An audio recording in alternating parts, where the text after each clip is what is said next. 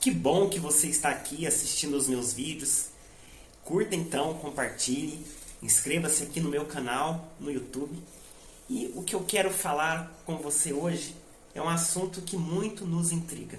É o silêncio, que parece até brincadeira com o povo brasileiro. É o silêncio sobre a questão da liberdade de expressão. Ou melhor, desta ausência de liberdade de expressão, que muito nos atemoriza. Lá no artigo 1º da nossa Constituição Federal, lá no seu parágrafo único, diz que todo poder emana do povo, que o exerce por meio de representantes eleitos ou diretamente nos termos da Constituição Federal. A nossa Constituição Cidadã, que foi promulgada lá em 5 de outubro de 1988, e a Ordem dos Advogados do Brasil estava lá e ajudou a escrever essa parte da nossa história, a nossa Constituição Democrática. Eu lembro muito bem do deputado, Ulisses Guimarães, levantando a Constituição Federal ali e demonstrando que o povo aí estava livre e tinha aí a sua liberdade democrática, a sua liberdade de se expressar, de opinar. Foi uma independência para o nosso país, a abertura do regime democrático. Só que hoje estamos vivendo um momento complicado, um momento difícil. Nós vemos aí um fato recente de empresários que têm uma determinada ideologia política.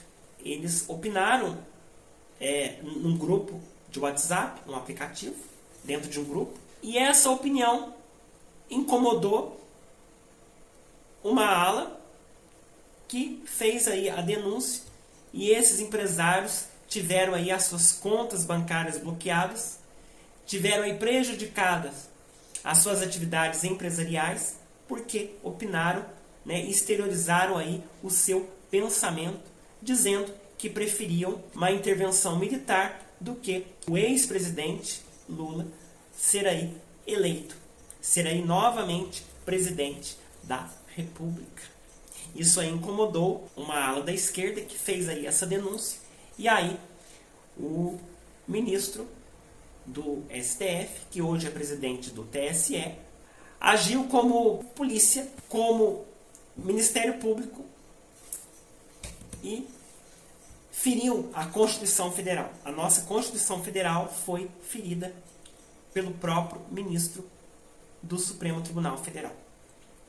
Lá na nossa Constituição Federal, no nosso artigo 5º, inciso 4º, diz lá, que é livre a manifestação do pensamento, sendo vedado o anonimato. E lá no inciso 14º, o artigo 5º, vai dizer que é assegurado todos o acesso à informação, resguardado o sigilo da fonte, quando necessário ao exercício profissional.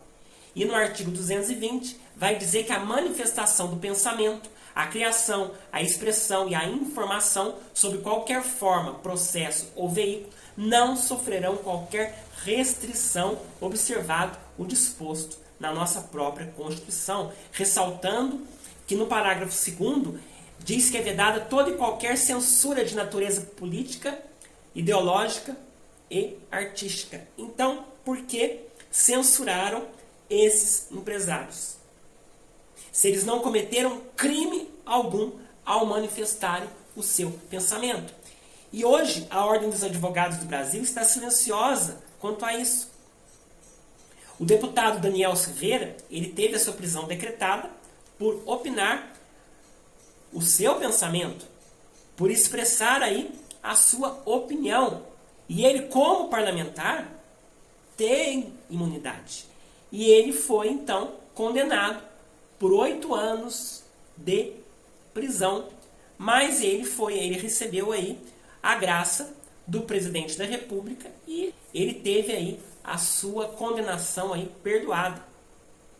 Mas o ministro do Supremo, Alexandre de Moraes, ele não aceitou este perdão, e a esposa do deputado, que é advogada, teve também as suas contas bancárias bloqueadas. Houve aí um excesso, um autoritarismo, e a OAB ficou em silêncio.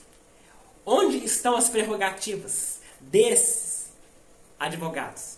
Do advogado Paulo Faria e da esposa do deputado Daniel Silveira.